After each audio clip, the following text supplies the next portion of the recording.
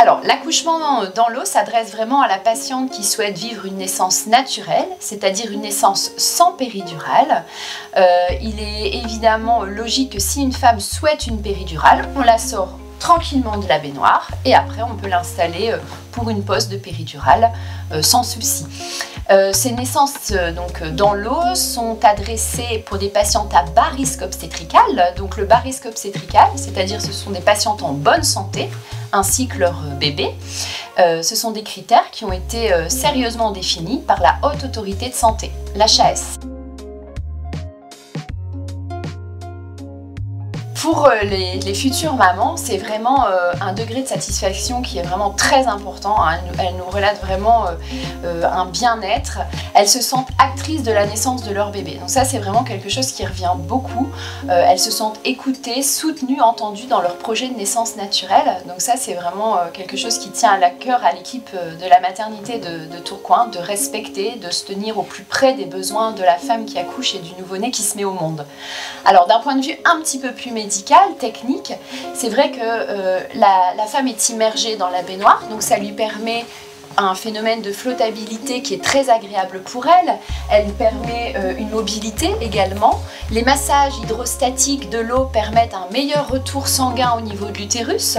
La capacité respiratoire de la maman est également améliorée parce qu'elle elle se dégage la cage thoracique, donc c'est vraiment des choses qui sont importantes.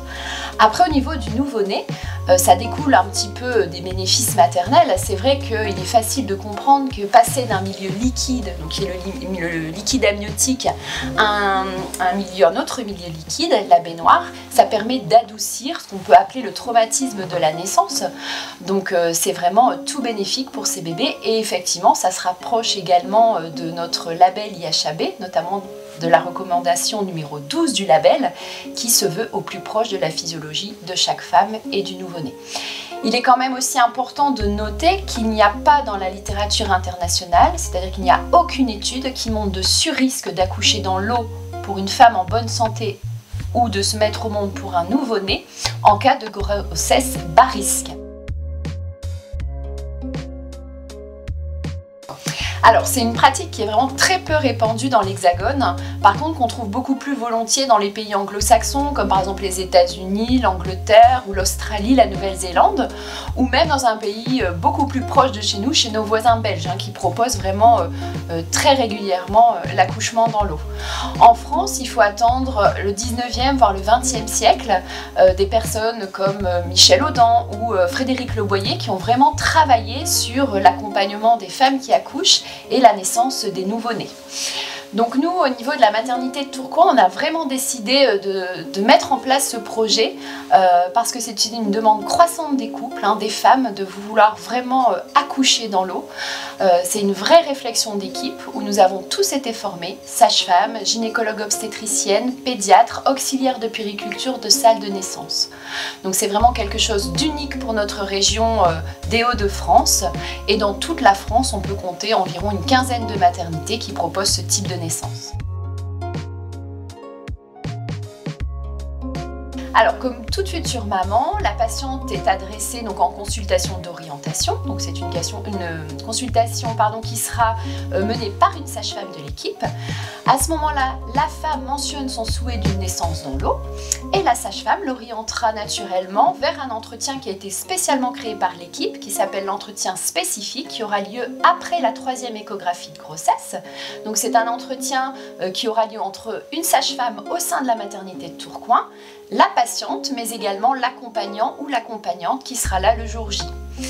C'est vraiment un entretien qui permet de reposer les modalités de l'accouchement dans l'eau. Donc on explique à la patiente qu'elle sera installée en salle nature. Donc c'est une salle qui bénéficie d'une atmosphère calme, tamisée, qui est propice vraiment à l'accouchement naturel. On explique également à la patiente que son fœtus, son bébé sera régulièrement écouté pendant tout le travail, mais même au moment de la naissance, grâce à des capteurs. Donc ici, ce sont des capteurs sans fil qui peuvent être immergés dans l'eau, donc waterproof. Et ça permet donc de s'adapter à la physiologie et au rythme de chaque femme. Voilà, donc on explique également au cours de cet entretien que la baignoire, si l'on veut une naissance dans l'eau, ne peut être proposée, si possible, qu'en deuxième phase de travail. Donc ça, c'est important d'expliquer ça au couple, parce que mettre trop vite une patiente dans l'eau, donc avant 5-6 cm, pourrait avoir l'effet inverse, c'est-à-dire par exemple rallonger le travail. Donc voilà, ça c'est des informations qui sont très importantes à donner à la patiente et à l'accompagnant qui sera là le jour J pour que la naissance se passe en toute sécurité au sein de notre maternité. Il n'y a vraiment pas de place à l'improvisation pour une naissance dans l'eau.